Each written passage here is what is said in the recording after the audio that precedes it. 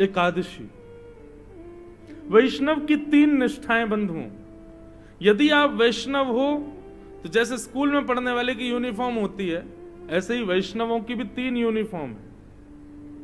पहली, कहीं भी अंग प्रत्यंग पर तुलसी का स्पर्श होगा, तुलसी की माला गले में, यह पहली वैष्णव निष्ठा। दूसरी वैष्णव निष्ठा होती है नाम निष्ठा। वो बिना नाम संकीर्तन किए एक दिन भी नहीं बिताता, हर दिन ठाकुर जी का नाम जरूर रटता है।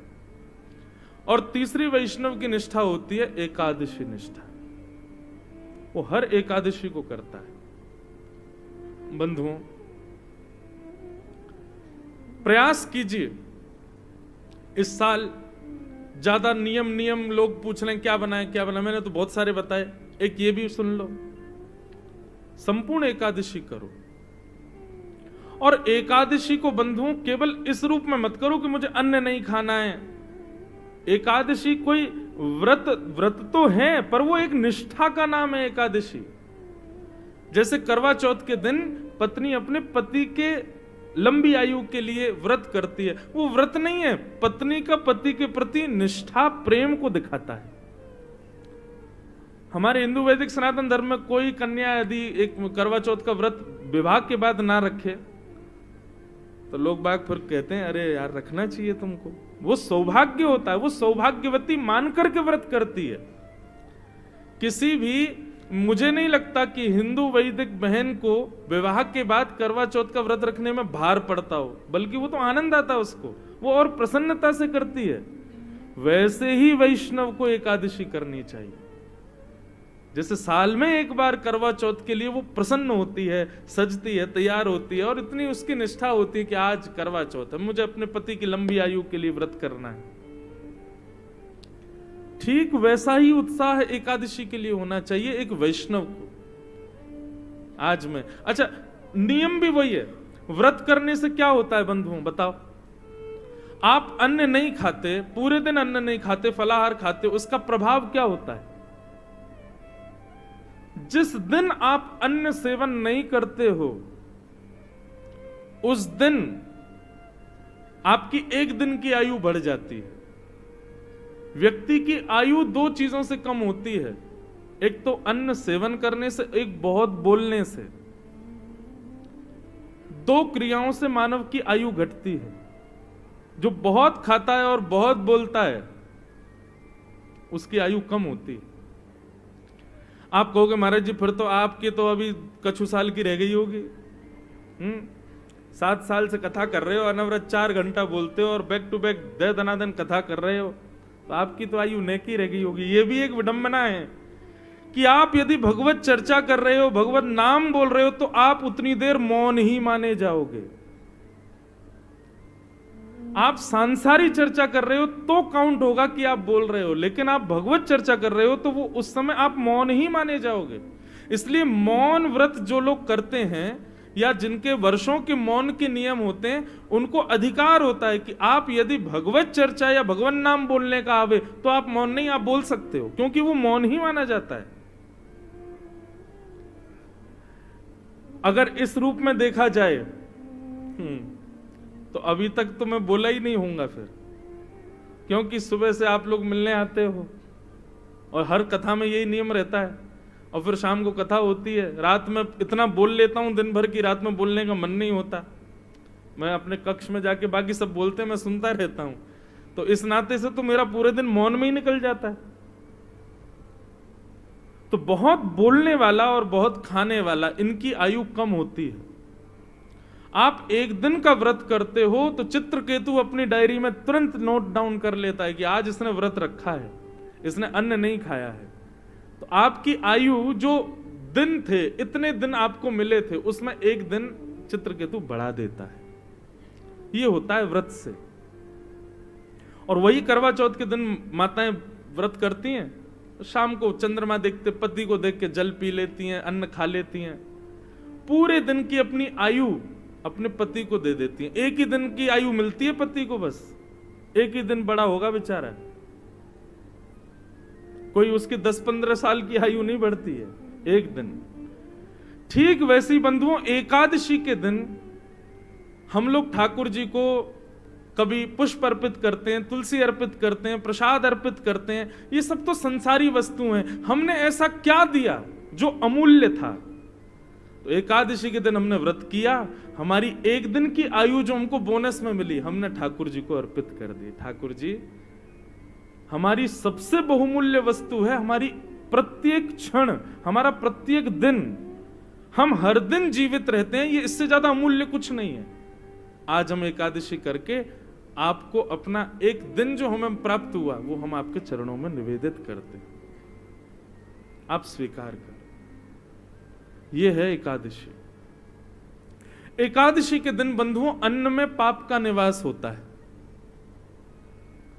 उस दिन अन्न सेवन करने वाले व्यक्ति को उसने पूर्व में जो पाप किए और उन पापों को किसी प्रायश्चित से यदि खत्म कर दिया, आपने पूर्व में कोई पाप किया, गंगा स्नान आदि करने से वो पाप नष्ट हो गया और एकादशी के दिन अन्न खा लिया, तो जितने पाप आपके नष्ट हुए वो पुनर्जीवित हो जाएंगे। इसलिए एकादशी के दिन अन्न सेवन को वर्ज्य माना गया। कथा है उसके पीछे भी कि सबका आने का समय है पृथ्वी पर, सब देवताओं का, पुण्यों का। जैसे नक्षत्र बताते हैं ना ब्राह्मण लोग, पुख्य नक्षत्र बहुत श्रेष्ठ होता है, आज इतने बजे से इतने बजे का मुहूर्त बहुत अच्छा है, आप उसी में इतने बजे ही गृह प्रवेश कर लेना। इतने ऐसी हर ऐसे पाप ने पूछा मेरा समय क्या है, मैं कहां आऊं और कब आऊं। तब एकादशी के दिन पाप को अन्न में निवास दिया और पाप को ऐसी किसी जगह स्थान दे दे। ऐसे तो बहुत सारे स्थान दे रखे हैं, मदिरा में रहो, परस्त्री गमन में रहो, आदि आदि इन स्थानों में, मांस भक्षण आदि में रहो। लेकिन पाप बोला भगवान ये तो केवल राक्षस ही सेवन करते हैं, मैं चाहता हूं कि कभी कभी सुधरे हुए लोगों के पास भी जाऊं। तब ठाकुर जी ने कहा ठीक है, तो फिर सब अन्न के बिना नहीं रह सकते, एकादशी के दिन तुम अन्न में रहना। हम नियम बना देंगे, वैष्णव उस दिन अन्न नहीं खाएंगे, सामान्य लोग तो खाएंगे और फिर उनको पाप लगेगा। तो ये विधान है भैया, नियम है संसार का, नहीं तो नरक के द्वार भी तो बंद हो जाएंगे, वहां पे भी तो कोई आते जाता रहना चाहिए। इसलिए एकादशी के दिन अन्न में पाप का निवास। 5 वर्ष से छोटी आयु के बालक, 90 वर्ष से ऊपर के लोग और किसी गहरी बीमारी से संलिप्त व्यक्ति, इनको एकादशी पर छूट है। बाकी सबको प्रयास करना चाहिए कि वे एकादशी का व्रत करें। अगर आप वैष्णव हो तो, वैष्णव मतलब विष्णु के, ठाकुर जी के किसी भी रूप में उनको अपना मानते हो, तो आपको एकादशी करनी चाहिए।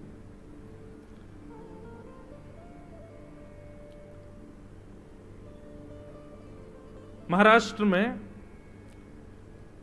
पंडरीनाथ भगवान, आज पंढरपुर से एक वैष्णव आए थे लोग, आप आए और पंडरीनाथ भगवान की याद भी आ गई। तो पंडरीनाथ भगवान के हमारे पूज्य नाना जी एक बात कहते थे, बोले लाला कथा में अनायास किसी का स्मरण हो तो समझना वो कथा में आए हैं। अगर पंडरीनाथ भगवान का स्मरण हुआ तो निश्चित है पंडरीनाथ भगवान कहीं ना कहीं बैठे होंगे यहीं पे। हनुमान जी का स्मरण हो जाए अनायास तो सोचो हनुमान जी आए, शंकर जी का हो जाए शंकर जी आए हैं। तो श्री पंडरीनाथ भगवान के एक परम भक्त थे श्री नामदेव जी महाराज। नामदेव जी का नाम सुना है सबने?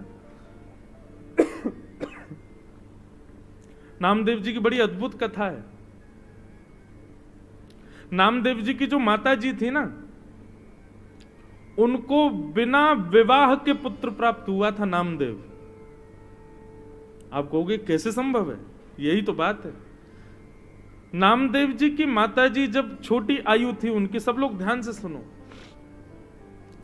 तो मीराबाई की भांति कथा आती है कि उन्होंने भी अपने पिताजी से पूछा कि मेरे पति कौन है। तो पिता ने ऐसी सहज में कह दिया घर के ठाकुर जी को, ये तुम्हारे पति हैं। और नामदेव जी की माता जी को पूर्ण निष्ठा हो गई, यही मेरे पति हैं, उन्हीं को पति मान करके रहने लगे। और रोज रोती कि आप मेरे पति हो, इस बात को आप स्वीकार नहीं करते, मैं तो आपको पति मानती हूं, आप मुझे पत्नी नहीं मानती। ठाकुर जी से रोती थी। और ठाकुर जी ने एक दिन प्रसाद दिया और उस कन्या के गर्भ से श्री नामदेव जी प्रकट हुए। महाराज पूरे गांव मोहल्ले और शहर के लोगों ने निंदा करनी प्रारंभ कर दी, लेकिन नामदेव जी की माताजी ने अपने पिताजी से रोते हुए कहा, मैं किसी की सौगंध खा के कहूं पिताजी, ये पुत्र साक्षात विट्ठल भगवान का ही है। आप मुझ पर संशय नहीं कीजिएगा, संदेह मत कीजिएगा। संशय होने लगा लेकिन सबको। तब आकाशवाणी हुई और आकाशवाणी में स्वयं ठाकुर जी ने कहा कि यह बालक हमारा है और नाम ही इसका धन होगा, जीवन पर्यंत ये नाम के आश्रय पे ही रहेगा, इसलिए इसका नाम होगा नामदेव। ऐसे नामदेव जी महाराज। एकादशी की बड़ी निष्ठा थी उनकी। अच्छा एक बात और कहूं बंधुओं, आपने यदि कोई भगवत संबंधी नियम चालू करने का मन बनाया है कि कल से मैं ऐसा करूंगा, कल से मैं रोज तिलक लगाऊंगा, या कल से मैं रोज ठाकुर जी की सेवा करूंगा, कल से रोज 108 तुलसी अर्पित करूंगा, या हर हफ्ते में एक दिन ठाकुर जी को अन्नकूट करूंगा, ये जो भी आपने अगर कोई नियम बनाने का मन बनाया तो उस नियम को तोड़ने की पूरी जिम्मेवारी ठाकुर जी लेते हैं। बोले अच्छा तो चलो हम तोड़वाएंगे, और किसी ना किसी रूप में वो नियम तोड़वाते ही हैं, इसलिए घबराना नहीं। आप जैसे ही संकल्पबद्ध होगे कि मुझे एकादशी रखनी है, अगली एकादशी पे ही देख लेना ऐसा कुछ होगा कि आप अन्न खाने पर मजबूर हो जाओगे। तब समझ जाना बारे ठाकुर जी आपने ये किया लेकिन हम खाएंगे ही नहीं। आप अपनी स्थिति से हटना नहीं बस। तो नामदेव जी एकादशी की बड़ी निष्ठा थी उनकी, समस्त वैष्णवों की होती है। एक दिन भगवान ने नामदेव जी की परीक्षा लेने के लिए एक वृद्ध ब्राह्मण का रूप धारण किया, और लाठी लिए महाराज, हाथ कांप रहे हैं, पैर चल नहीं पा रहे हैं, लुढ़क रहे हैं कभी इधर उधर। इस स्थिति में श्री नामदेव जी के घर ठाकुर जी पहुंच गए। नामदेव जी ने जैसे देखा कोई संत पधारे हैं, ओ महाराज जाकर के संभाला उनको, जय हो जय हो जय हो महाराज, आपको बारंबार प्रणाम। क्या हुआ? बोले अरे क्या बताऊं, 10 दिन हो गए मैंने भोजन नहीं किया है, मेरी स्थिति बहुत खराब हो गई है, मुझे अपने घर ले चलो, कुछ पवा दो मुझको। नामदेव जी तुरंत उनको अपने घर लेकर के आए, आसन पर सुंदर बिठाया, चरण आदि धोए। बोले ये सब मत करो भैया, मेरे भूख के कारण प्राण निकल लें, जल्दी भोजन कराओ। नामदेव जी बोले भगवान आज एकादशी है, तो आप कहें तो मैं दूध पिला दूं। नहीं नहीं नहीं, दूध, तुम कैसी बात करो, भूख लग रही है मुझको रोटी सब्जी की, तुम मुझे दूध की बात कर रहे हो। ठाकुर जी परीक्षा ले रहे हैं नामदेव जी की, ब्राह्मण के रूप में आए। नामदेव जी बोले तो फल खा लीजिए। बोले फल खा लूंगा तो मुझे जुकाम हो रहा है, मैं फल नहीं खा सकता, मैं बीमार हो जाऊंगा, डॉक्टरों ने मना किया, वैद्यों ने मना किया है।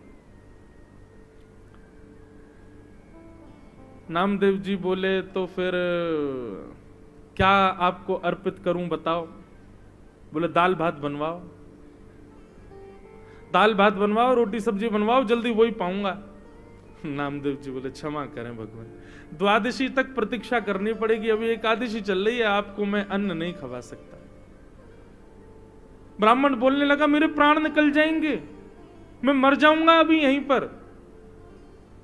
अरे भैया, और शास्त्र भी आज्ञा करते हैं 90 वर्ष की ऊपर की आयु वाला नहीं भी करे तो चलता है, मेरी 90 के आसपास की उम्र है, अब कोई बात नहीं ना, आप हमको भोजन करा दो। नामदेव जी बोले भैया क्षमा करें, ना हम खाएंगे ना हम खाने देंगे, ये एकादशी का नियम है, ये तो करना पड़ेगा आपको। बोले मेरे प्राण निकल जाएंगे, मर जाऊंगा, तुमको अच्छा लगेगा तुम्हारे घर पर आकर के कोई ब्राह्मण भूखा मर जाए? नामदेव जी बोले मरना तो एक दिन है ही, आज एकादशी, आज ही चले जाओ, इससे बढ़िया दिन क्या होगा। ब्राह्मण ने महाराज चिल्ला चिल्ला करके मोहल्ले वाले बुला लिए सारे। बोले देखो ये नामदेव अपने आप को बहुत बड़ा भक्त कहता है, पूरे पंढरपुर में इसके चर्चे होते हैं, ये भक्त है, देखो ये क्या कर रहा है। सबने कहा भैया क्या हो गया? नामदेव जी बोले आज एकादशी है, ये 10 दिन के भूखे हैं, कह रहे हैं भोजन कराओ, हम कह रहे हैं एकादशी है, द्वादशी तक प्रतीक्षा करो, और पाना है तो फल पालो, दूध पी लो। पड़ोसियों ने भी कहा नामदेव जी आप करो ना एकादशी, उनको क्यों करवा रहे हो जबरदस्ती, उनको बेचारों को दे दो जो भी है। नामदेव जी बोले क्षमा करो, मैं इनको अन्न नहीं दे सकता। अब तो मोहल्ले के लोग भी बुरा भला कहने लगे, बोले नामदेव ऐसी कौन सी भक्ति होती है कि तुम जबरदस्ती दूसरे के ऊपर थोप रहे हो कि करना ही पड़ेगा। सब लोग गए, महाराज जी आप चलो हमारे घर चलो, हम आपको बना के पवा देंगे। नामदेव जी सामने आ गए, बोले जाने भी नहीं दूंगा, मुझे पता चल जाए कि एकादशी और कोई अन्न खाने बैठ रहा तो मैं थाली उठा के भाग जाऊं, मैं नहीं खाने दूंगा। अब तो महाराज ठाकुर जी नाटक करने में तो ठाकुर जी एक नंबर है, हाथ पांव कांपने लगे ठाकुर जी के, और महाराज गिर पड़े, मुंह से झाग निकलने लगा। बोले नामदेव मेरे प्राण निकल रहे हैं, कुछ तो दे दो। अपने बच्चों को बैठाया, बोले सुनो कीर्तन करो, ठीक है आप प्राण त्यागो, वैकुंठ में जाइयो, वहां जाके ठाकुर जी से कहना वो पवाएंगे आपको। सब लोग नामदेव जी को गाली देने लगे, लेकिन नामदेव जी नहीं माने। और महाराज करते करते करते ठाकुर जी ने ब्राह्मण के भेष में ऐसा प्रतीत कराया कि उनके प्राण निकल गए। और जैसे ही प्राण निकले, मोहल्ले के लोग, पंढरपुर के लोग नामदेव जी को खड़ी खोटी सुनाने लगे। बोले अरे नामदेव ब्रह्म हत्या लग गई तुझे, ऐसी कौन सी एकादशी है, ऐसी कौन सी एकादशी जिस पर तू इतना ज्यादा मचल रहा है, आज तुझे ब्रह्म हत्या लग गई। नामदेव जी के नेत्रों से अश्रु आने लगे, चरणों में प्रणाम किया, तुलसी की माला लाकर के उस ब्राह्मण देवता को पहना दी। बोले कितना भाग्य है इनका, पंढरपुर क्षेत्र में चंद्रभागा नदी के तट पर, और एकादशी के दिन प्राण त्याग दिए, और वो भी निराहार होकर के, बिना आहार लिए।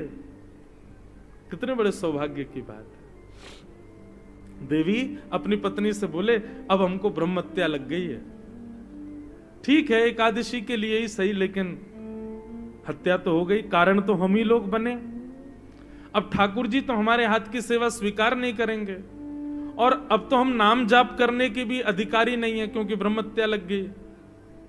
चलो इन ब्राह्मण देवता की अंत्येष्टि करते हैं, और उसी चिता में हम लोग भी जीवित अपने प्राण त्याग देंगे। जब हमने ऐसा किया तो हम ये करेंगे। ठाकुर जी की महाराज ब्राह्मण वेश की अर्थी बनाई, अर्थी पर ठाकुर जी को लिटाया। ठाकुर जी अब भी परीक्षा चली रही है ठाकुर जी की, सोचो कितनी स्थिति पहुंच गई, यहां तक तो कोई भी हम में से आप में से कोई भी पिघल जाएगा, लेकिन नामदेव जी नहीं माने। सुंदर चिता लगाई, चिता पर ब्राह्मण देवता को बैठाया, अपने छोटे से पुत्र को बैठा दिया, अपनी पत्नी को बैठा दिया उसी चिता पर, और स्वयं भी बैठ गए, और पंडरीनाथ भगवान का स्मरण करते हुए चंद्रभागा नदी को प्रणाम करके अग्नि का एक सुंदर लकड़ा लेकर के स्वयं चिता में अग्नि लगा करके नामदेव जी हाथ जोड़ करके बैठ गए। जैसे ही अग्नि, अब भी ठाकुर जी सोच रहे थे कि कुछ तो होगा, नामदेव शायद बदल जाए, लेकिन नहीं, नामदेव जी तो पूरे तैयार थे प्राण त्यागने को। जैसे ही चिता की अग्नि नेक ठाकुर जी की कमर पर छुई होगी, सोई महाराज ब्राह्मण देवता तो उठ करके बैठ गए, नामदेव जी को खींच लिया, उनकी पत्नी को खींच लिया, बच्चों को खींच लिया। नामदेव जी महाराज देखने लगे क्या हुआ, तुरंत नामदेव जी को झलक दिख गई कि ब्राह्मण के रूप में साक्षात श्री पंडरीनाथ भगवान ही खड़े हैं। अपने हृदय से लगा लिया नामदेव जी को। सब गांव के लोग इकट्ठे हो गए देखने के लिए, और जैसे ही हृदय से लगाया, ऐसा प्रतीत हुआ एक क्षण के लिए दर्शन देकर के ठाकुर जी वहां से अंतर्ध्यान हो गए। सब ढूंढने लगे ब्राह्मण कहां गया कहां गया। नामदेव जी ने बताया, बोले ब्राह्मण नहीं थे, श्री पंडरीनाथ ही आए थे और हमारी एकादशी की परीक्षा लेने आए थे।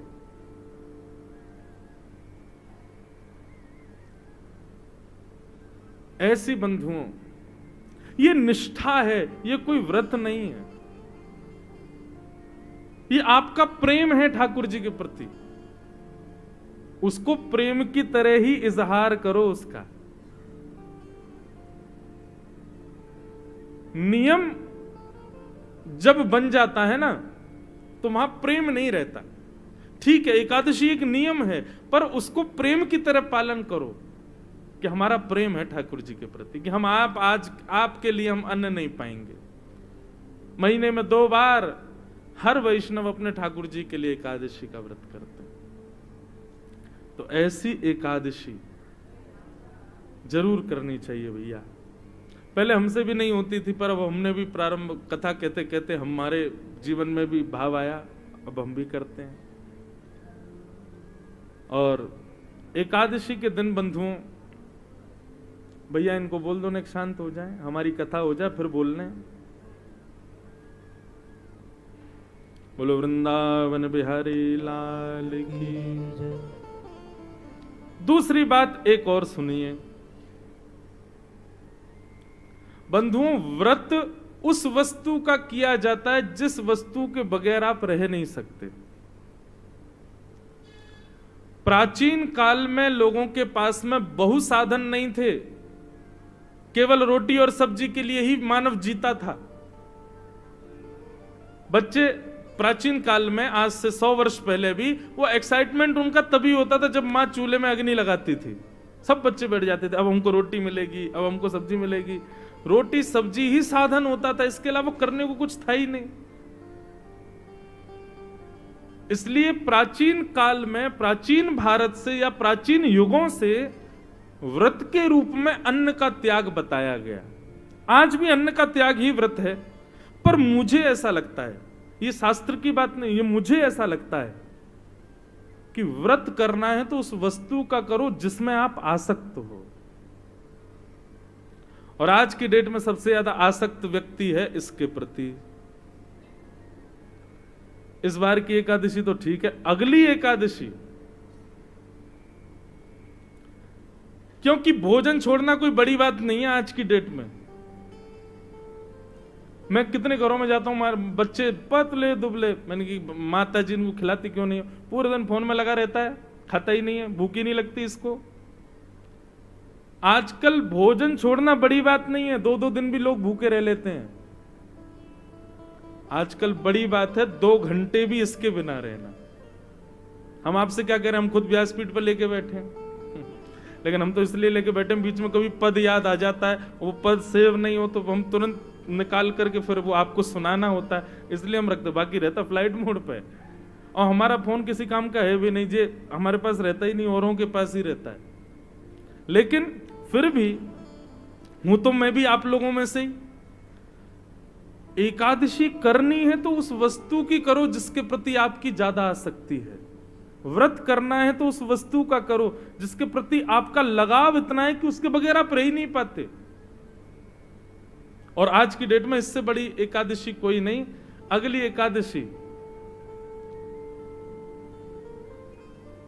जितने बजे एकादशी तिथि प्रारंभ हो और जब तक द्वादशी ना आए, ब्राह्मण देवता से पूछ लेना कितने बजे एकादशी प्रारंभ होगी, इतने बजे हो रही है, और द्वादशी कब लगेगी, इतने बजे, उतनी देर फोन नहीं चलाना, तब आपकी एकादशी मानी जाएगी।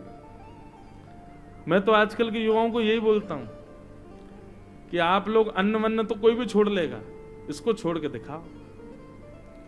जिन जिन लोगों के अंदर व्यसन है, तंबाकू का व्यसन है, सिगरेट का व्यसन है, या फिर मदिरा का व्यसन है, और एक और बात, क्रोध का व्यसन है, बहुत क्रोध आता है, हर दिन गुस्सा आता है, लोभ का व्यसन है, मोह का व्यसन है, ये सारे अवगुण आपको सबको पता है कि हमारे अंदर क्या है।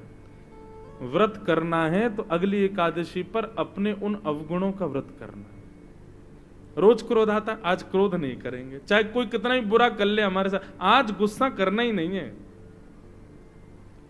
और बताएं, इंद्रियों का व्रत करो। कभी नेत्रों का व्रत करो। नेत्रों का व्रत कैसे, कि आज नेत्रों से केवल भगवत संबंधी वस्तुओं का दर्शन करेंगे, सांसारिक वस्तुओं को नहीं देखेंगे। कानों का व्रत, आज कानों से केवल भगवत चर्चा, भगवत गुणानुवाद, भगवत संकीर्तन ही सुनेंगे, और कुछ नहीं सुनेंगे। जीव का तो आप लोग करते ही हो। इंद्रियों का व्रत अनेक प्रकार हैं बंधुओं, क्योंकि आजकल क्या होता है कि लोग अन्न छोड़ने की क्रिया करते हैं, लेकिन हृदय से तो दूसरा कोई खा रहा हो तो उससे कहते भाई सुन, तू उधर जा खा ले, हमारा व्रत है, तेरी थाली देख के हमारा मन कर रहा है, तू उधर खा, रोटी हमारे सामने मत खा। ये कोई व्रत है? नहीं। एकादशी निष्ठा है, एकादशी आपके प्रेम का प्रमाण है, उसको उसी प्रकार करो। मुझे बहुत अच्छा लगा सुन के, जब मुझे पता चला कि तांदूर के हमारे शारदा परिवार के और यहाँ के कई भाई लोग प्रभात फेरी करते हैं एकादशी के दिन। सब लोग सवेरे सवेरे 5 बजे, मुझे भी बुलाया था आज, लेकिन हम इतने थके रहते हैं नहीं गया।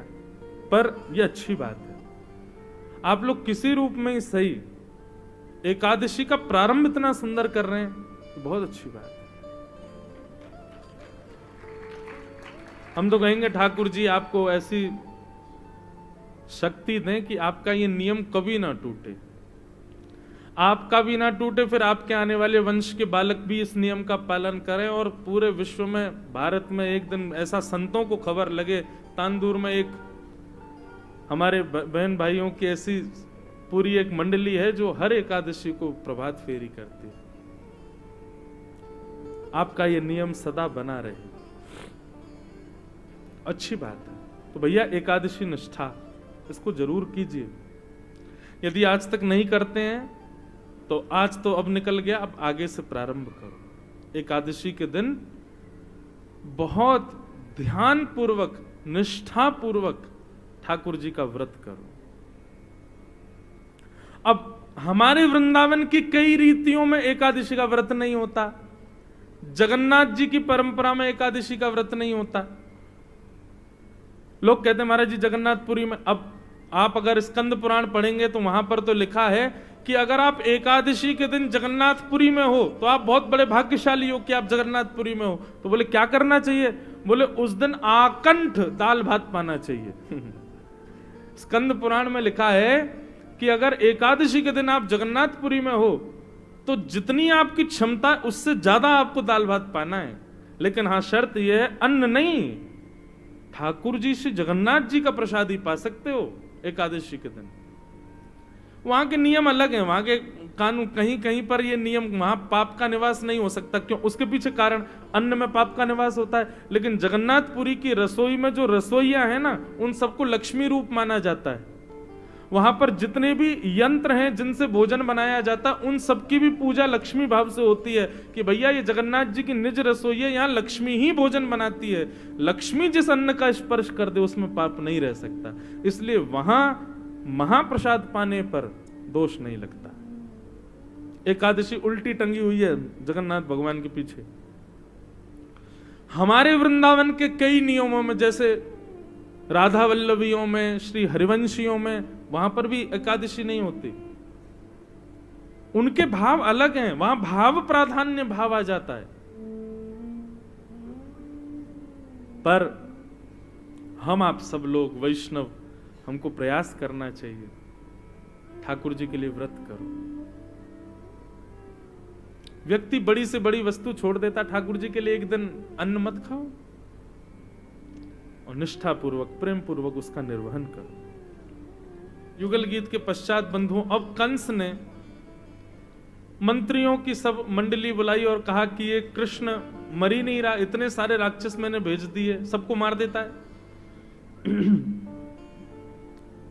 तभी वहां नारद जी का आगमन हुआ और नारद जी ने आकर के कंस से कहा, बोले कंस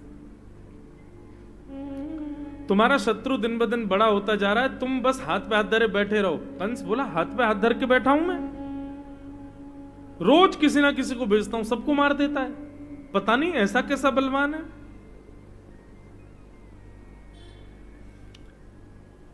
नारद जी बोले भैया अपने जल में मगरमच्छ बलवान होता है, अपने गांव में वहां का सामान्य जीव भी अपने आप को बहुत बलवान मानता है।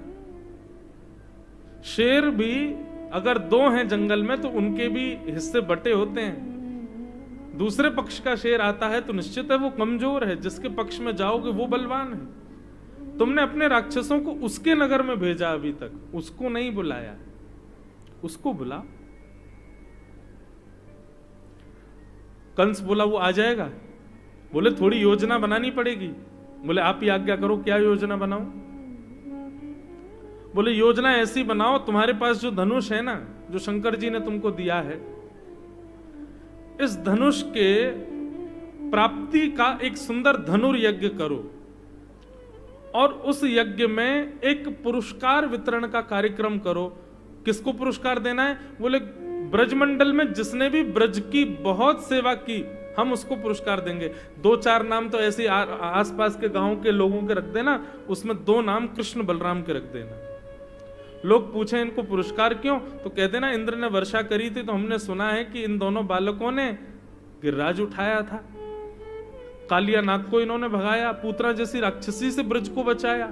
तो इससे 2 बातें होंगी, पुरस्कार देने का बहाना भी मिलेगा और लोगों को यह भी लगेगा कि अरे भैया राक्षसों को मारने पर पुरस्कार दे रहा है, तो उसका मतलब राक्षस कंस ने नहीं भेजे थे। कंस चरणों में गिर गया, जय हो नारद जी, आप तो मेरे बड़े हितैषी हो। नारद जी बोले बस आज्ञा का पालन करो। कंस ने धनुर्यज्ञ का कार्यक्रम प्रारंभ कर दिया।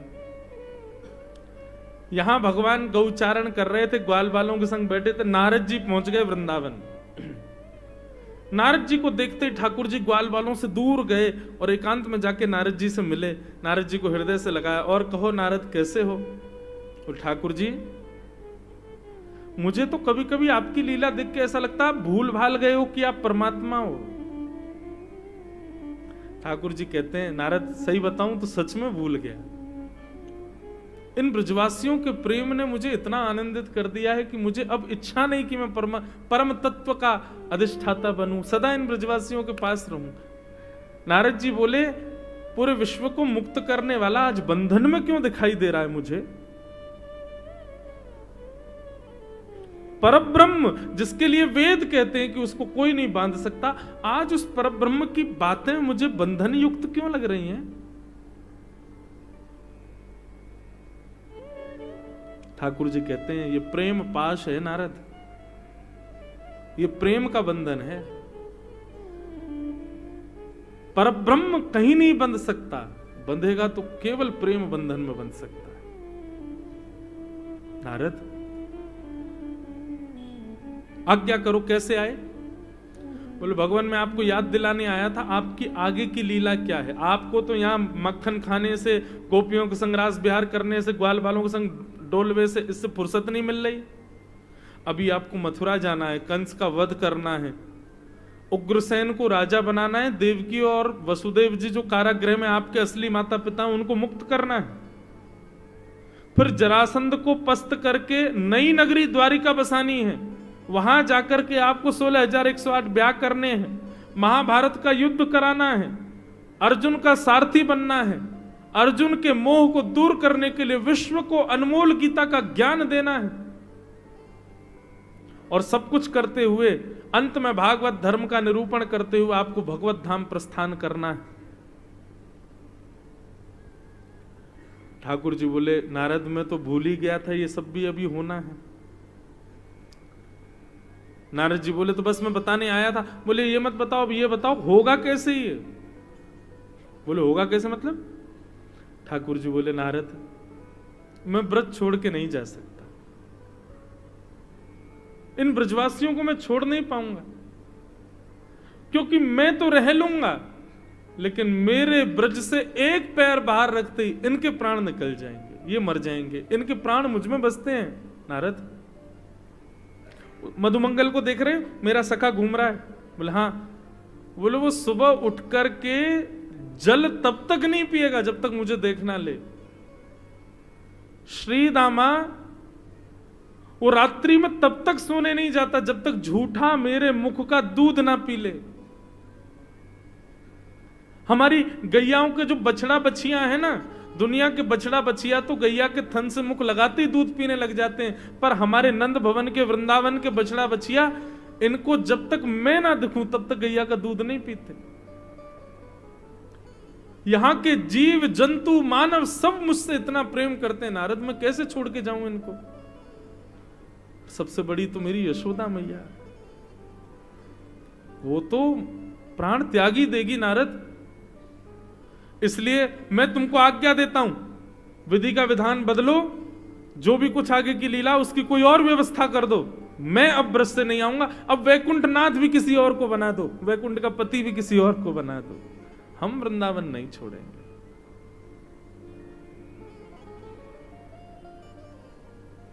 नारद जी महाराज बोले, पहले ब्रह्मा को संशय हुआ था कि आप भगवान नहीं हो, फिर नारद को संशय हुआ था, इंद्र को संशय हुआ था कि आप भगवान नहीं हो, और अब मुझे भी संशय हो रहा है कि आप परमात्मा नहीं हो।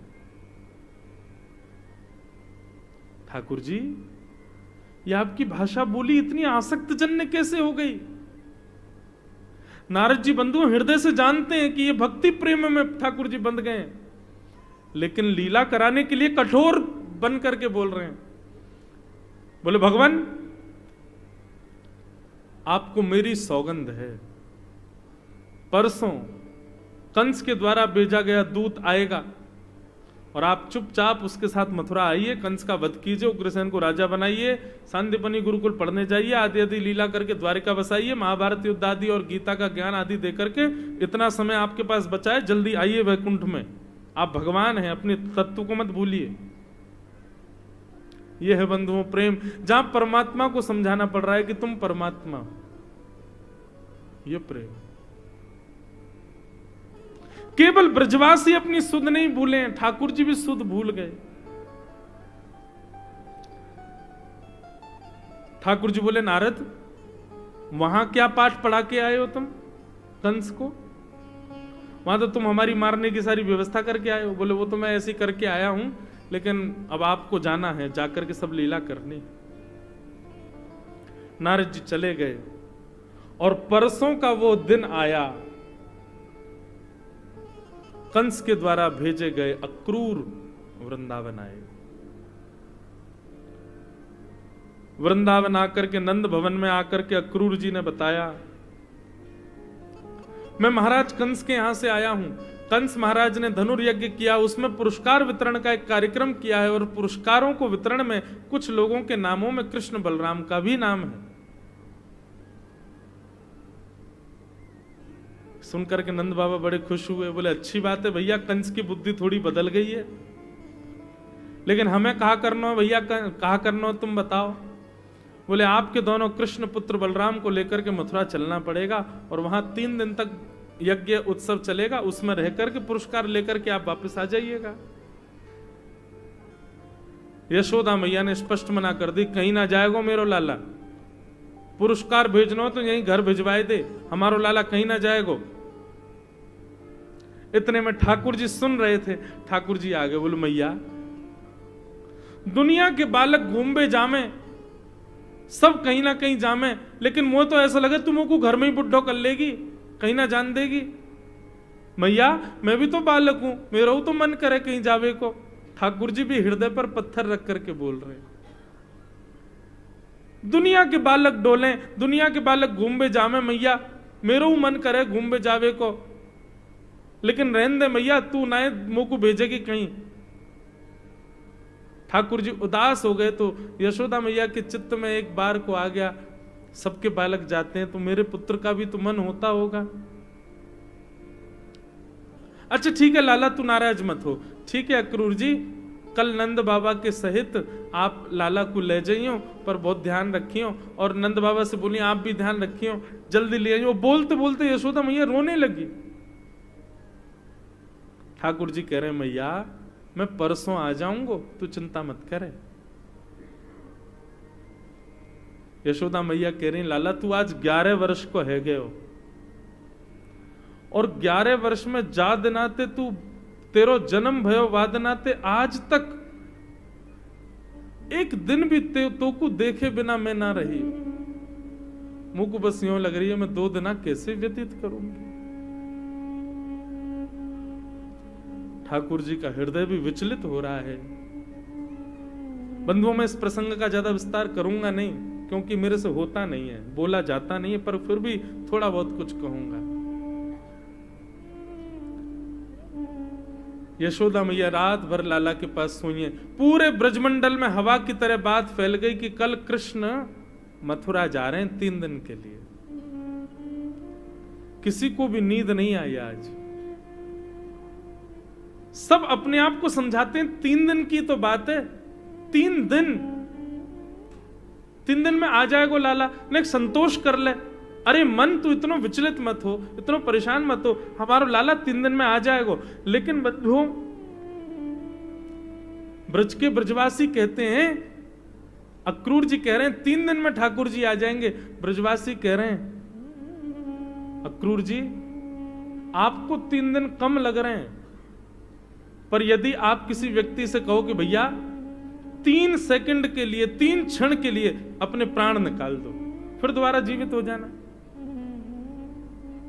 प्राण 3 क्षण के लिए निकले तो पुनर्जीवित हो पाएंगे?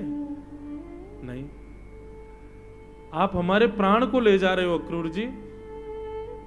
बात 3 दिन की नहीं है, बात हमारे प्राण की है। और विश्वास मानिएगा अक्रूर जी, आपका रथ कृष्ण को लेकर के जैसे ही गोकुल से बाहर वृंदावन से बाहर जाएगा, सीमा पार करते ही ना जाने कितने ब्रजवासी अपने प्राण त्याग देंगे। अक्रूर जी महाराज स्तब्ध हो गए। ये मैं क्या देख रहा हूं? 3 दिन के लिए एक बालक को ले जाने में ये हालत हो रही है इन लोगों की। बंधुओं, इसको आसक्ति नहीं कहते। ये आसक्ति नहीं है। आप ये मत सोच लेना कि इतने आसक्त हैं कि प्राण ही निकल रहे हैं। आसक्त जीव का कभी प्राण नहीं निकलता,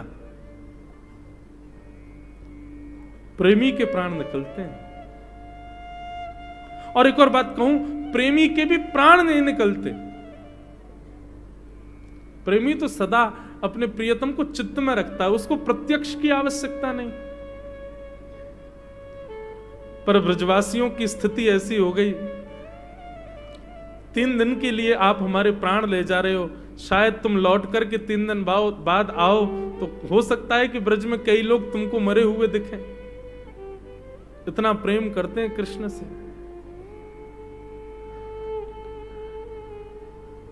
रात भर समझाते रहे लेकिन ब्रजवासी नहीं समझे।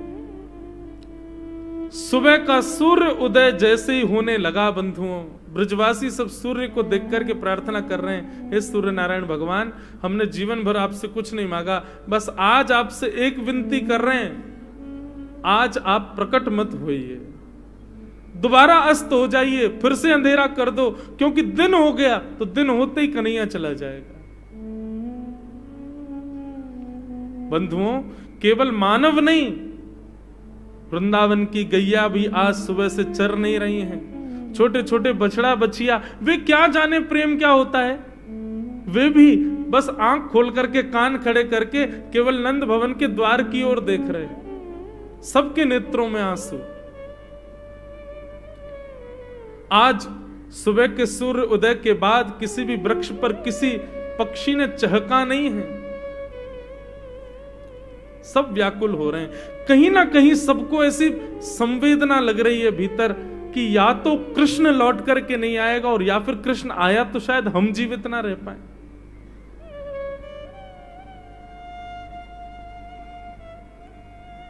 और अक्रूर जी इस सब दृश्य को बड़ी गंभीरता से देख रहे थे। अक्रूर जी के मन में आया, 3 दिन का बहकावा देकर के कृष्ण को यहां से ले जाना और फिर 3 दिन बाद कृष्ण को ना भेजना, ये तो बहुत बड़ा अपराध हो जाएगा। और अक्रूर जी इस बात को जानते हैं कि कृष्ण को लौट करके आना नहीं है अब। तो अक्रूर जी ने मन में विचार किया, सबको तो नहीं समझा सकते, लेकिन कम से कम मां यशोदा को तो मैं समझाऊं। और यहां भगवान सब ब्रजवासियों से मिल रहे थे। समय पाकर के चुपचाप अक्रूर जी नंद भवन के भीतर गए, यशोदा मैया का हाथ पकड़ के ले गए और कमरे में बिठा के मां से कहा, मां देखो, रोना नहीं, आप विचलित मत होना, परेशान नहीं होना। एक बात मैं आपको बताऊं,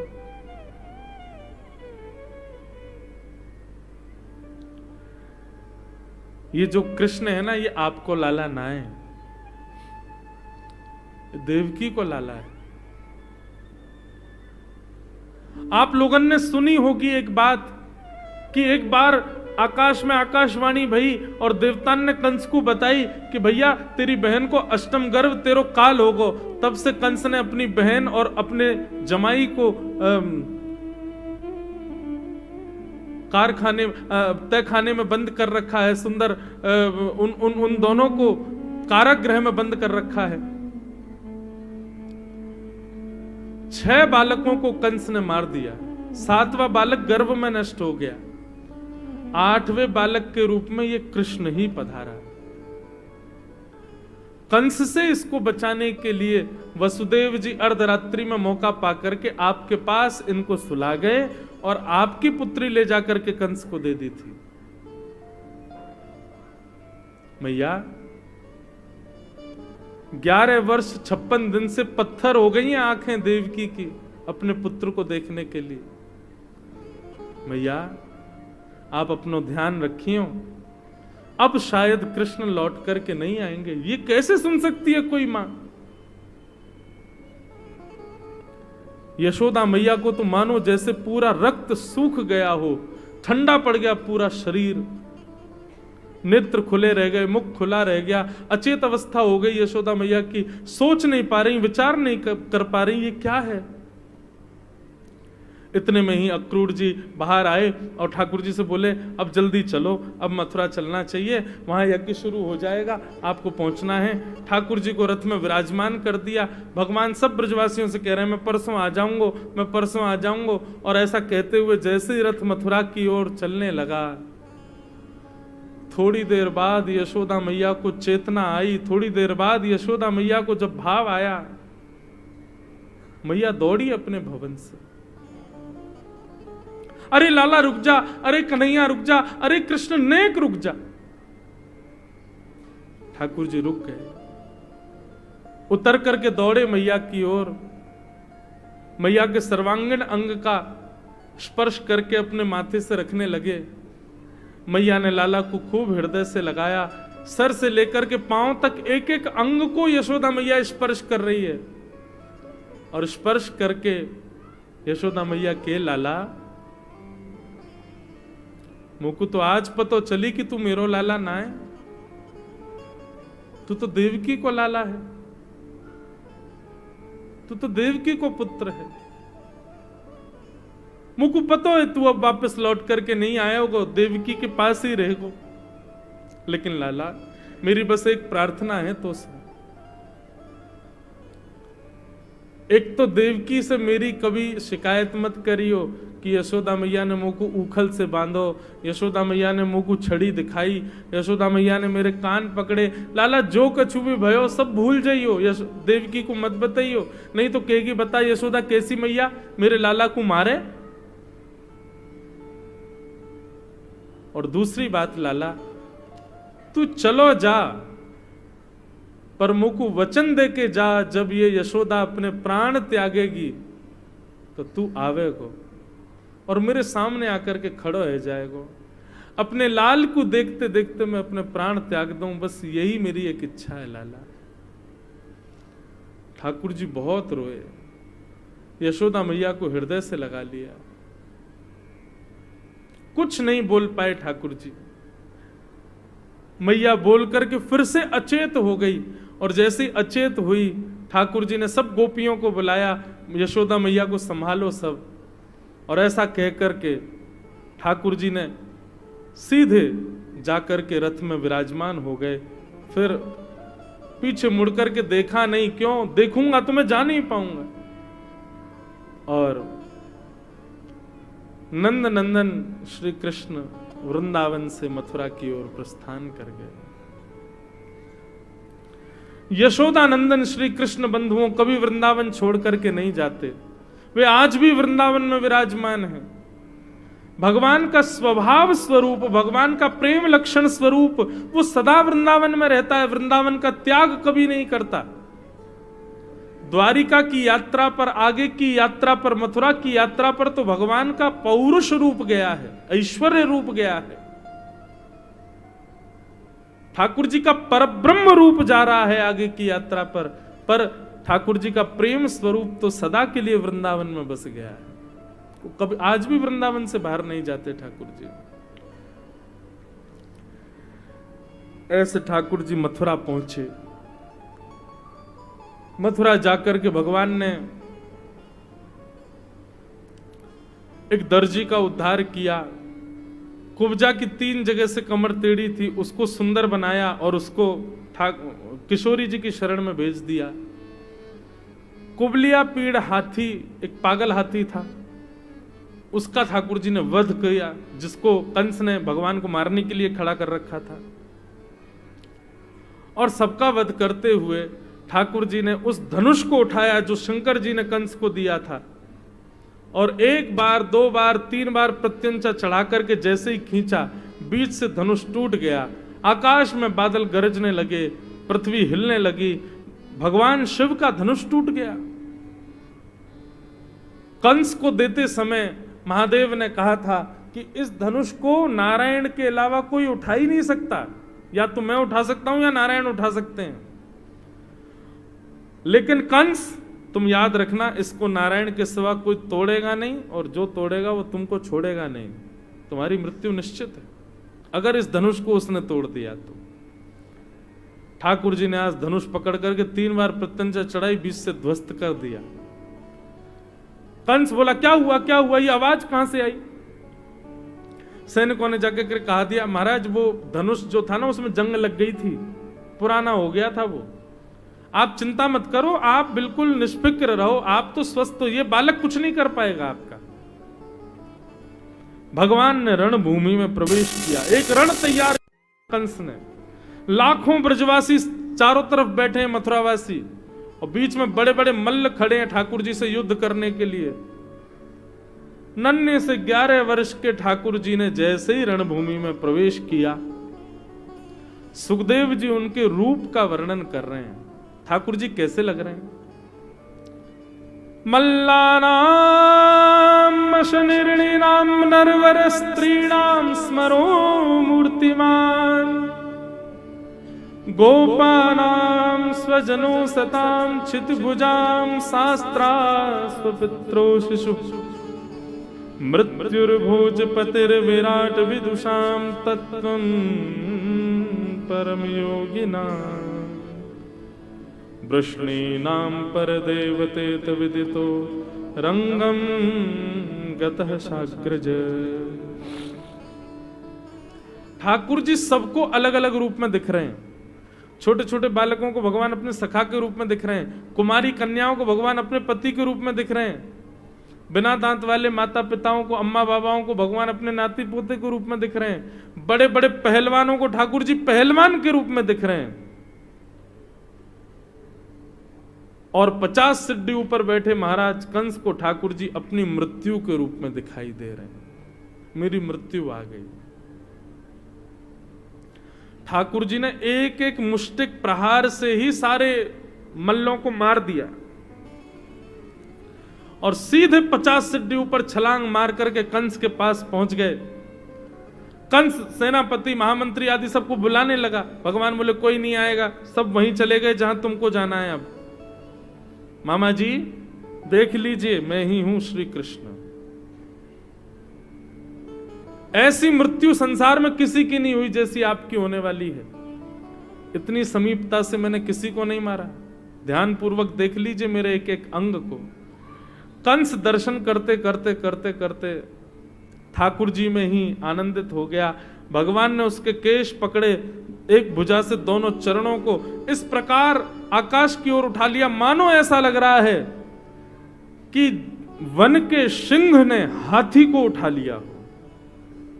11 वर्ष के ठाकुर जी ने विशाल प्रचंड कंस को अपनी दोनों भुजाओं में उठा करके 50 सिद्धि ऊपर से वेग से नीचे फेंका, और पृथ्वी पर गिरते ही कंस के प्राण निकल गए। ठाकुर जी ने एक छलांग मारी, उसकी छाती पर आकर के बैठे। कंस का गोविंदाय नमो नमः। बोलो कंस मर्दन भगवान की। कई लोग तो ऐसी ताली बजा रहे थे, क्यों? जोर से बजाई तो कहीं कंस सुन लेगा, और भाई कहीं कंस को पता चल गई मेरे मरने पर ताली बजा रहे हो तो कंस हमको छोड़ेगा नहीं फिर।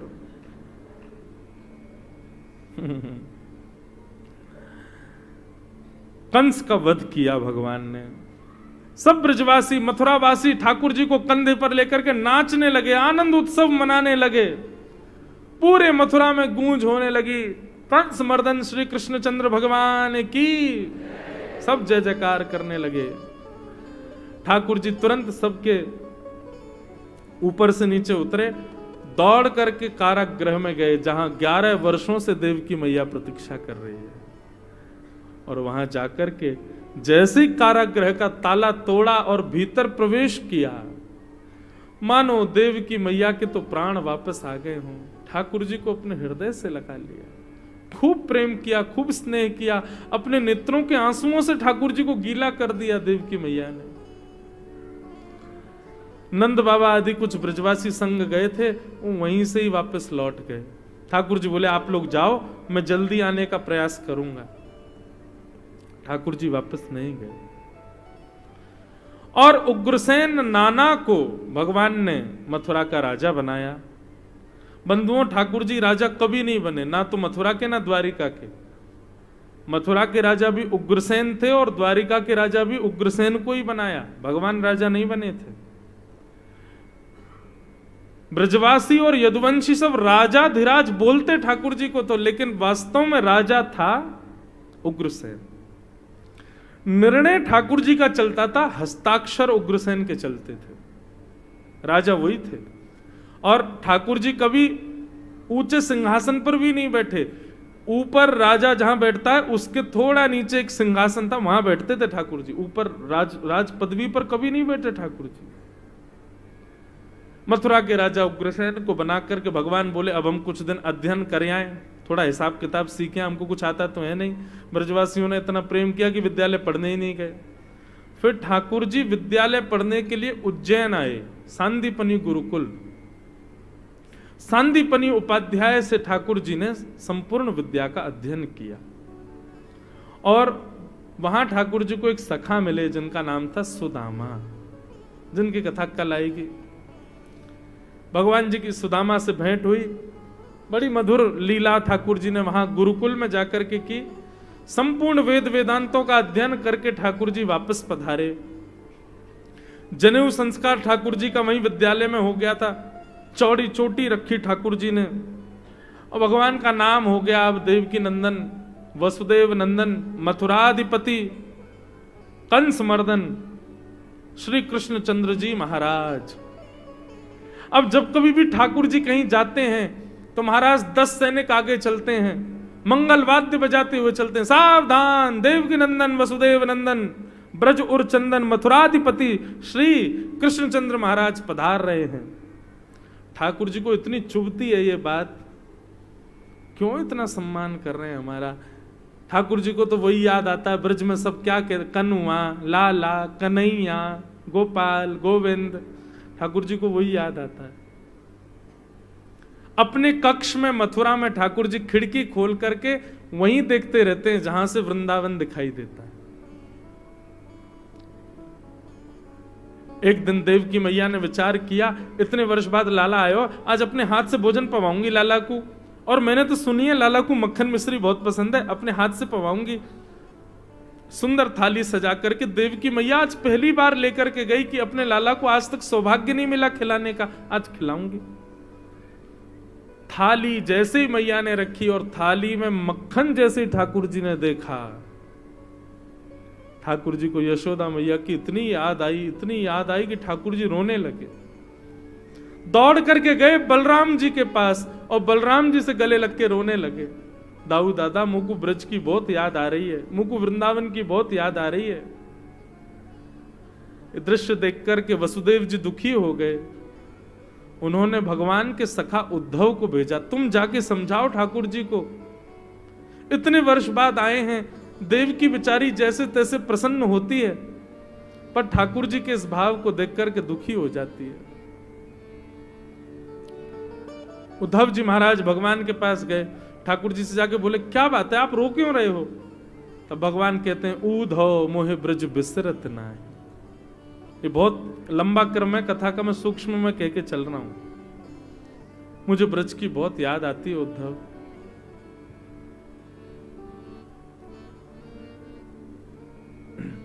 उद्धव मेरी मैया से जा कहियो।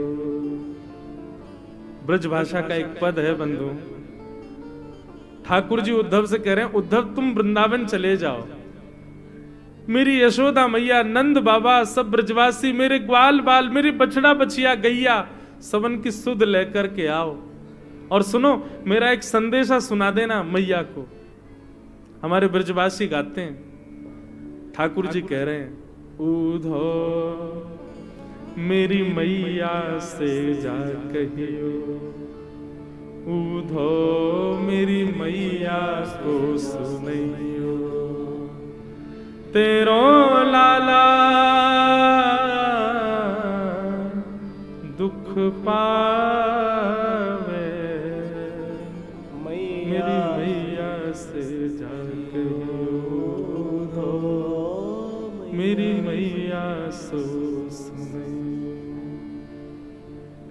उद्धव मैया से जाके कहियो, कोई न मुख धोवे ताते जल, अचला पहुँच नवावे मैया, कोई न मुख धोवे ताते जल, असरा पहुँच सिहावे। उद्धव यशोदा मैया को जाके बता दियो कि लाला कह रहा है कि यहाँ पे ताता बोलते हैं बंधुओं गरम, हमारी ब्रज भाषा में ताता बोलते हैं गरम से।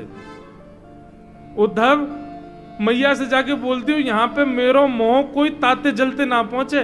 वहां तो वृंदावन में ठाकुर जी नहा थोड़े ही हैं। सुबह यशोदा मैया उठावे और ताता जल, गरम जल अपने अपने ऐसे वस्त्र पे लेके मैया ऐसे ही मुंह पहुंच दे और सुंदर ऐसे पहुंच के लाला है गो तैयार, बस नहा लियो, रोज नहावे को जुकाम है जाएगो, ऐसे ही रहतू। तो ठाकुर जी कह रहे हैं, उद्धव मैया को बता दे, कोई न मुख धोवे ताते जल, अचला पहुंच संभाले मैया, कोई न मुख धोवे ताते जल, अचरा पहुंच नवावे। और माखन रोटी नाम न जाने, माखन रोटी नाम न जाने, और कनुआ कहे मोए कोई न बुलावे, मेरी मैया से जा कहियो, उद्धव मैया से जा कहियो, तेरो कान्हा दुख पावे, मेरी मैया से जा कहियो, मैया को सुनो। उद्धव को ठाकुर जी भेज रहे हैं ब्रज। उद्धव तुम ऐसे मत जाओ, ये लो अपना मोर पंख निकाल करके उद्धव के मुकुट में लगा दिया और अपनी काली कमली जो ठाकुर जी कमल पे बांधते उसको निकाल के उद्धव को पहना दिया। उद्धव बोला, ये क्या कर रहे हो आप? बोले, इसके बिना जाओगे तो ब्रजवासी तुम्हारी सुनेंगे नहीं। उद्धव बोला, महाराज बृहस्पति का शिष्य हूं मैं इतना विद्वान हूं कि मेरे सामने गंधर्वजन भी मौन खड़े रहते हैं। अपनी विद्वत्ता से इन ब्रजवासियों को ऐसा पाठ पढ़ा करके आऊंगा, भूल जाएंगे आपको। भगवान बोले, कब आओगे तुम वापस? बोले, शाम तक आ जाऊंगा। बोले, ठीक है जाओ। उद्धव वृंदावन को निकल गया। बहुत सुंदर है बंधुओं उद्धव गोपी संवाद। उद्धव जी वृंदावन पहुंचे। अब बस इतना ही सुन लो कि वृंदावन की स्थिति सुनकर के, वृंदावन की स्थिति देख करके उद्धव 6 महीने वृंदावन में ही रह गए और 6 महीने बाद बिना रथ के आए तो थे सोने के रथ में, लेकिन 6 महीने बाद यह स्थिति हो गई उद्धव की कि 6 महीने से नहाए नहीं, बाल जटा बन गए, आंखें पथरा गई, सोए नहीं उद्धव, होठ सूख गए, जलपान भी नहीं किया। केवल गोपी और ब्रजवासियों की स्थिति देख करके उद्धव की हालत हो गई कि 6 महीना बाद पैदल ही दौड़े मथुरा के लिए और सीधे भगवान के कक्ष में गए और हाथ पकड़ करके बोले, ठाकुर जी आप ब्रह्मांड में नहीं रहोगे, अब आप ब्रज में ही रहोगे और आपको मेरी सौगंध, ब्रज छोड़ के आप कभी नहीं जाओगे। ये पूरा विश्व आपके लिए नहीं है, आपके लिए तो वो ब्रजवासी हैं। मैंने ऐसा प्रेम कभी नहीं देखा ठाकुर जी। भगवान बोले, उद्धव रुको रुको, तुम तो भाई शाम तक आ रहे थे, आज 6 महीने बाद आए हो। ये सब पूछने का विषय नहीं है ठाकुर जी, आप चलो अभी वृंदावन, मैं आपको अब नहीं जाने दूंगा। आप मथुरा में नहीं रहोगे, आप वैकुंठ में नहीं जाओगे, आप कहीं नहीं, आपका निवास वृंदावन में होगा और ये जिम्मेवारी मेरी है कि कोई भी आपको वृंदावन से लेके ना जाए, आप ब्रज में ही रहो। क्या बिगाड़ा इन गोपियों ने, वो यशोदा मैया ने क्या बिगाड़ा, आप क्यों छोड़ के चले आए उनको। ठाकुर जी बड़े प्रसन्न हो गए, बोले उद्धव, मेरा ज्ञानी उद्धव अब प्रेमी हो गया, मुझे बड़ी प्रसन्नता है और मैंने यही पाठ पढ़ाने के लिए तुझे ब्रज भेजा था कि तू प्रेमी बन जाए।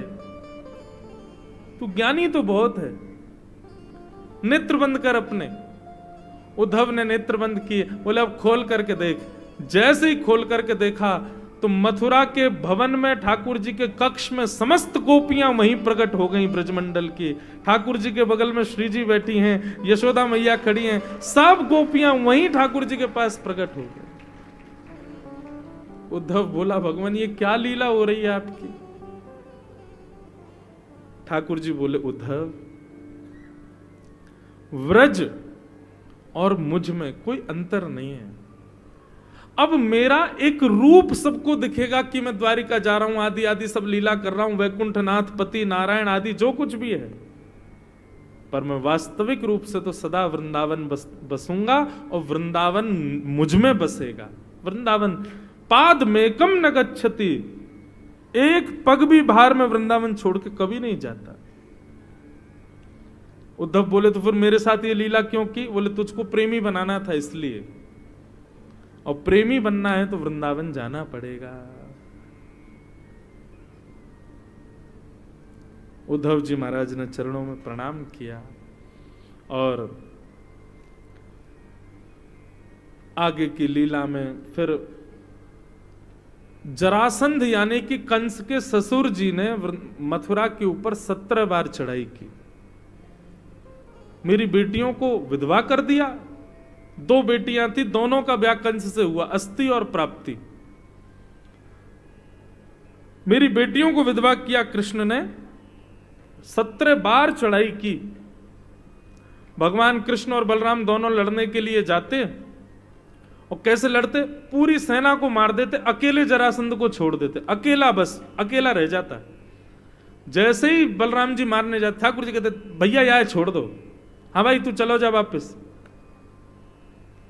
बोले, ऐसे कौन करता है। तो बलराम जी से ठाकुर जी बोले, भैया तुम नहीं जानो, मैं और तुम हम दोनों पृथ्वी पर हमारे आए ताकि या को बाहर हल्को कर सकें। ये जरासंध बदला लेवे के काजे बार बार सबरे दुष्टन को इकट्ठो करके लाएगो। हम मथुरा बैठे बैठे सबन को मार देंगे या को छोड़ देंगे, यहीं बैठे बैठे पृथ्वी को बाहर हल्को है जाएगो। और 17 बार मथुरा पर चढ़ाई की मगध नरेश जरासंध ने। ठाकुर जी ने 17 बार उसको हरा दिया। 18वीं बार उसने सोचा क्या करूं। उसने ब्राह्मणों को पाठ में बैठा दिया और सब ब्राह्मणों से कहा कि इस बार मेरी विजय होनी चाहिए, यदि मैं हार गया तो मेरी सेना के लोग नंगी तलवार लेके आपके पीछे खड़े रहेंगे, मेरी हार का समाचार मिलते ही आपका सर धड़ से अलग कर देंगे। और यदि मैं जीत गया, इतनी दक्षिणा दूंगा, इतनी दक्षिणा दूंगा कि महाराज आपको फिर कहीं जाने की आवश्यकता नहीं, बस प्रार्थना करना कि मैं जीतूं। अब प्रार्थना किससे होगी, प्रार्थना तो नारायण से ही होगी। सब ब्राह्मण नारायण से प्रार्थना करने लगे, हे नारायण भगवान हार जाओ, आप गौ ब्राह्मण संतों की सेवा के लिए जन्मे हो, हम ब्राह्मणों का वध हो आपको स्वीकार नहीं होगा। ठाकुर जी बोले, दाऊ दादा अब की बार तो कुछ और करना पड़ेगा, ये जरासंध को हरावे तो काम ना चलेगा। बोले कहा करें। बोले ब्राह्मणन को अनुष्ठान में बैठा के आयो है। बोले कहा करें लाला तू ही बता। ठाकुर जी ने विश्वकर्मा को बुलाया और कहा एक नई नगरी विराजमान करो, और सारे मथुरा के लोग जो सोए मथुरा में, सबको सोते हुए ले जाओ, उसी नगरी में व्यवस्थित कर दो। हम और दाऊ दादा कल युद्ध करके हम भी वहीं आ जाएंगे। विश्वकर्मा ने रात रात में द्वारिका का निर्माण किया, समुद्र के बीच में। मथुरावासी सब सोए थे मथुरा में, लेकिन आंख खुली तो सब पहुंच गए द्वारिका में, और उठते ही सबके घर बदल गए, द्वार बदल गए, खिड़की बदल गई। द्वारिकम, हमारे द्वार कहाँ हैं, द्वार कहाँ हैं? और सबने जैसे ही द्वार खोले तो शंख चक्र गदा पद्मधारी श्रीमन नारायण सबके द्वार पर खड़े थे। द्वारी कम ब्रह्म इति द्वारिका, जहां हर द्वार पर द्वारिकाधीश विराज रहे हों, उसका नाम है द्वारिका। ठाकुर जी ने जरासंध के साथ युद्ध किया, और युद्ध करते हुए ठाकुर जी एक मौका पाकर के बलराम जी का हाथ पकड़ा और युद्ध मैदान से रण छोड़ करके ठाकुर जी भाज गए। बोलो द्वारिकाधीश की, बोलो रण छोड़ राय गोपाल की। ठाकुर जी रण छोड़ करके भाग गए। पूरे विश्व में ठाकुर जी का नाम रण छोड़ पड़ गया। द्वारिका में जाकर के द्वारिकाधीश विराजमान हो गए। विदर्भ, महाराष्ट्र में विदर्भ आता है। विदर्भ के कौंडन्यपुर के राजा हैं राजा भीष्मक। भीष्मक के 5 पुत्र और एक पुत्री हैं। पुत्री का नाम है रुक्मणी। रुक्मणी ने बचपन से ठाकुर जी की खूब कथा सुनी, और उसी कथा का प्रभाव कि ठाकुर जी को अपने पति रूप में वर्ण कर लिया। लेकिन प्रत्यक्ष विवाह नहीं हुआ। रुक्मणी जी के भाई रुक्मी ने रुक्मणी जी की सगाई शिशुपाल के साथ में पक्की कर दी। रुक्मणी जी को बहुत बुरा लगा, बोले भैया ने एक बार हमसे पूछा भी नहीं, हम तो विवाह द्वारिकाधीश से करना चाहते हैं। अपनी भाभी को जाकर के जब ये बात बताई, सब लोग बिल्कुल शांति रखो भैया, तो रुक्मणी जी की भाभी ने उनको एक युक्ति बताई कि पहले आप द्वारिकाधीश से तो पूछो कि वो आपके लिए क्या विचार करते हैं। आप तो उनसे प्रेम करती हो, लेकिन उनके विचार क्या है पहले उनसे तो पूछ लो। तब रुक्मणी जी ने ठाकुर जी को एक पत्र लिखा, और 7 श्लोकों में यह पत्र ठाकुर जी को निवेदित किया। क्या लिखा पत्र में कि श्रुत्वा गुणान भुवन सुंदर शृण्वतां ते। हे नाथ, मैंने आपको केवल सुना है, आज तक कभी आपको देखा नहीं है, केवल आपका श्रवण किया है, और श्रवण करके ही निर्विश्य कर्ण विवरे हरतोंगतापम रूपम दृशां दृशिमताम अखिलार्तलाभम त्वय्यच्युता विशति चित्रम पत्रपम में। हे द्वारिकाधीश, हमने आपको कभी देखा नहीं है, बस कथाओं के माध्यम से आपको सुना है, और जब से आपके बारे में सुना है तब से आपको अपने पति रूप में वर्ण कर लिया है। कृपा करके आप हमें स्वीकार करें, हम आपकी नित्य गृहिणी हैं, हम साक्षात लक्ष्मी हैं, आप साक्षात नारायण हैं। इस प्रकार पूरा पत्र लिखकर के एक ब्राह्मण के द्वारा द्वारिकाधीश को भिजवाया। द्वारिकाधीश के पास जैसे ही पत्र पहुंचा, द्वारिकाधीश ने ब्राह्मण से ही कहा कि भैया पत्र पढ़ करके सुनाओ, क्या लिखा है पत्र में। ब्राह्मण ने पढ़ा, श्रुत्वा गुणान भुवन सुंदर शृण्वतां ते निर्विश्य कर्ण विवरई हरतोंगतापम। बोले रुक्मणी जी कह रही हैं उन्होंने आपको कभी देखा नहीं है, केवल आपकी कथा सुनी है, और कथा सुन के आपको अपना पति रूप में वर्ण कर लिया है। ठाकुर जी तुरंत अपने आसन पर खड़े हो गए, और खड़े होकर बोले चलो चलो चलो जल्दी चलो, इन्हीं से ब्याह करेंगे हम। ब्राह्मण देवता बोले अभी तक तो लग रहा था कि रुक्मणी उतावली, लेकिन उससे ज्यादा उतावले तो आप हैं ठाकुर जी। अरे पूछ तो लीजिए, आपने देखा रुक्मणी को? भगवान बोले नहीं, हमने तो नहीं देखा। तो एक बार जांच पड़ताल नहीं करवाओगे, कैसी है कैसी नहीं है, नाक वाक कैसी है उसकी, देखने में कैसी, पूछ पाछ तो लो, थोड़ा पत्र आगे तो सुन लो क्या लिख रहा है। ठाकुर जी बोले पहली बात ही इतनी बढ़िया लग रही है कि हमको आगे सुनने का मन नहीं हो रहा है। देखो नारद जी, वो कहती हैं कि वो मेरी कथा सुनती हैं और कथा सुनकर के मुझसे प्रेम करती हैं। निश्चित है मेरी कथा से जिसको स्नेह होगा उसमें सारे गुण होंगे ही होंगे, और गुण जानने की मुझको आवश्यकता नहीं। हमारी कथा सुनने में यदि रुचि, आप लिस्ट बनाइए बंधुओं, ठाकुर जी के जितने प्रिय मिलेंगे सब रसिक मिलेंगे, कथा श्रोता मिलेंगे। भगवान की पत्नी रुक्मणी कथा की प्रेमी, हनुमान जी महाराज कथा के प्रेमी, और किसी को भी ले आइए, श्री विभीषण जी महाराज कथा के प्रेमी। जो भी राम जी से प्रेम करते हैं, कृष्ण से प्रेम करते हैं, वो कथा से प्रेम करते हैं। ठाकुर जी से प्रेम करते हैं पर कथा से प्रेम नहीं है, तो इसका मतलब आप प्रेम करते हो, ठाकुर जी आपसे नहीं करते। ठाकुर जी रिवर्ट में आपको प्रेम कर रहे हैं, इसका प्रमाण है कि आपको ठाकुर जी से ज्यादा उनकी कथा प्रिय है। इसका मतलब ठाकुर जी भी आपसे प्रेम करते।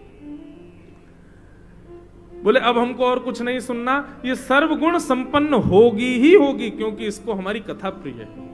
चलो। और ठाकुर जी रथ पर बैठे, ब्राह्मण को पीछे बैठा, सीधे पहुंचे कौंडन्यपुर। रुक्मणी जी देवी पूजा करने के लिए मंदिर में जा रही हैं। श्री रुक्मणी जी देवी पूजा करने के लिए जैसे ही निकली, वो ब्राह्मण दिखाई दिया जिसके हाथों पत्र भिजवाया था। रुक्मणी जी उसको देख करके बोली, तुम गए नहीं अभी तक? ब्राह्मण देवता बोले, देवी अब क्या बताएं, हम गए थे, 2 दिन में पहुंचे थे और लौट करके 2 घंटा में आ गए। बोले गए 2 दिन में, आ गए 2 घंटा मतलब? बोले जाने में तो हम अकेले गए थे तो बहुत समय लगा, साधनों में 2 दिन लग गए, पर लौट के ठाकुर जी अपने रथ में बैठा के लाए, वो आपसे ज्यादा उत्साहित, 2 घंटा में ही ले आए हमको वहां से। रुक्मणी जी तो सुनकर के आनंदित हो गए। बोले द्वारिकाधीश आ गए? बोले हाँ। कहाँ है वो? बोले वो मंदिर के पीछे हैं, देवी मंदिर के पीछे अपना श्रृंगार करा रहे हैं, दुल्हा बन रहे हैं। रुक्मणी जी को तो विश्वास ही नहीं हो रहा। बोले सही बताओ। बोले सच कह रहे हैं हम, द्वारिकाधीश आ गए हैं। बोले उन्होंने मेरा पत्र स्वीकार? बोले पत्र स्वीकार पहले अक्षर पे ही न्योछावर हो गए, पूरा पत्र सुना ही नहीं उन्होंने, पहला अक्षर सुनते ही बोले चलो इन्हीं से ब्याह करेंगे हम तो। रुक्मणी जी तो मन ही मन इतनी आनंदित गदगद हो गई, महाराज अब तो उनकी खुशी का ठिकाना नहीं। रुक्मणी जी देवी पूजा करने के लिए मंदिर में गई, नेत्रों से नीर बह रहे हैं, आंसू आ रहे हैं प्रसन्नता के। देवी को प्रणाम किया और प्रार्थना की, आप कृपा करना कि हमारा दाम्पत्य जीवन आनंद में निकले, मैं ठाकुर जी की सेवा कर सकूं, ऐसी कृपा करना। और ये कह करके जैसे ही रुक्मणी जी ने पीछे मुड़ करके देखा तो मंदिर के मुख्य द्वार पर शंख चक्र गदा पद्मधारी श्रीमन नारायण द्वारिकाधीश की। आहा, इतने प्यारे लग रहे हैं महाराज। ठाकुर जी के रूप को देखकर, इधर देखो, नीचे बैठो। ठाकुर जी आज आएंगे नहीं, उनको कह दो हम नहीं करा रहे ब्याह। बोलो सजे खड़े रहो, तुम्हारी बारात भी खड़ी रहे, हम ना दे रहे अपनी बहू। भाई हम ब्रजवासी हैं, असली बाराती तो हम हैं। कथा सुनो, अभी अभी थोड़ी आएगी बारात, अभी तो समय है बारात आने में। रुक्मणी जी ने जैसे देखा, महाराज इतने प्यारे ठाकुर जी, रुक्मणी जी की सुरक्षा के लिए जितने सैनिक गए थे, ठाकुर जी ज्यों-ज्यों चरण बढ़ावे रुक्मणी जी की ओर, सैनिक जितने सुरक्षा में गए थे रुक्मणी जी की, सब घायल होते जा रहे हैं महाराज। कोई ठाकुर जी के चरण देख रहा, अरे चरण तो देखो कितने प्यारे हैं। बोले चरण छोड़ भाई, कमर देख कितनी सुंदर है। बोले कमर छोड़ भैया, हाथों की रेखा देखो कितनी सुंदर लग रही है, ये हाथों की बनावट ऐसे हाथ ही नहीं देखे। एक बोला भैया भूल करके भी आंख मत देख लेना, बेहोश हो चुका हूं मैं 2 बार, जैसे तैसे संभला बैठा हूं। उसकी बात सुन के 5-6 ने देखी तो वो बेहोश हो गए। ठाकुर जी को तो कटाक्ष नेत्र, कमल नयन। और जो अपने आप पे काबू करके खड़ा सैनिक की नहीं, मुझे मैं विचलित नहीं होऊंगा, मैं इसको देख के ही रहूंगा पूरा, तो ठाकुर जी उसकी ओर देख के मुस्कुरा और जाते, तो वो तो और ज्यादा ऐसा बेहोश होता कि होश में ही नहीं आता। अपनी रूप से ही सारी सेना को महाराज ठाकुर जी ने निहाल कर दिया। 2 बार तो रुक्मणी जी को भी मूर्छा आई, सखियों ने संभाला। इतने सुंदर ठाकुर जी। ठाकुर जी समीप गए और जाकर के दोनों भुजाओं में रुक्मणी जी को ऐसे उठा लिया और उठा करके लेकर के आए, आकर के रथ में बैठाया, बैठा करके चाबुक मारा और घोड़ों को भगा के सीधे द्वारिका ले गए। सैनिक सब होश में आए, जैसे तैसे महाराज अपने सिर वर घुमाने लगे, बोले ये हुआ क्या भैया, कौन था वो बड़ा प्यारा, रुक्मणी जी कहां, रुक्मणी जी कहां है, सब खोजने लगे। एक सैनिक बोला मैं बताऊं कहां है, बोले बताओ। बोले जिसके तुम चाल देख रहे थे, कमर देख रहे थे, रूप देख रहे थे, नेत्र देख रहे थे, वही लेके चला गया अपने संग। सब ने कहा भाई देख, उसका रूप देख करके हम तो निहाल हो गए, लेकिन तू तो होश में था, तुझे तो दिख रहा था कि ले जा रहा है, तूने क्यों नहीं रोका। बोले रूप देख करके तो मैं भी निहाल हुआ, लेकिन जैसे ही वो रुक्मणी जी के बगल में आकर के खड़ा हुआ तो जोड़ी इतनी बढ़िया लगी, मैंने सोची ले जान दो इनको, एक बार ले ही जान दो, फिर देख लेंगे बाद में जो होगा। आहा, ठाकुर जी रुक्मणी को लेकर के द्वारिका पधारे। वसुदेव देवकी ने रुक्मणी जी से पूछा, लाली तुम कौन हो। रुक्मणी जी बोली आपके पुत्र हमारा हरण करके लाए। देवकी मैया बोली अरे लाला, हर चीज हरण करवे की थोड़ी होवे, अरे ब्याह तो एक जगह डट के कर ले लाला। बोले मैया मैंने हरण ना कियो, ये रुक्मणी है यानी अपने पत्र में लिख करके कही कि मेरा हरण कर लियो, नहीं तो मैं प्राण त्याग दूंगी। रुक्मणी जी बोली आपने पत्र तो पूरा पढ़ा नहीं था, ब्राह्मण ने मुझको बताया कि आपने तो एक ही पंक्ति, आपको कैसे पता कि मैंने ये बात लिखी है। सोई ठाकुर जी मुस्कुरा गए। तो रुक्मणी जी बोली इसका मतलब जब हम पत्र लिख रही थी तो आपको सब पता था कि हम पत्र में क्या लिख रही हैं। मतलब रुक्मणी जी ने ठाकुर जी का वर्ण नहीं किया, ठाकुर जी पहले ही रुक्मणी जी का वर्ण कर चुके थे। रुक्मणी जी को वापस कौंडिन्यपुर भेजा। भीष्मक राजा को पत्र लिखा वसुदेव जी ने कि आप पूरी नगरी सजाओ, हम अपने लाला की बारात लेकर के आ रहे हैं, आपकी बेटी से ब्याह करेंगे। रुक्मणी जी वापस कौंडिन्यपुर आई। सब रुक्मणी जी को बहुत सुनाने लगे, बोले कि कैसे से ब्याह कर रही हो, उसका रूप देखा काला कलूटा सा है और उसके माता पिता का पता नहीं है, उसके राजाओं के डर के मारे समुद्र के बीच में रहता है, आदि आदि सब बात के। ये सब बातें रुक्मणी जी पहले ठाकुर जी को बता चुकी थी कि हमारे यहाँ आपको कोई पसंद नहीं करता,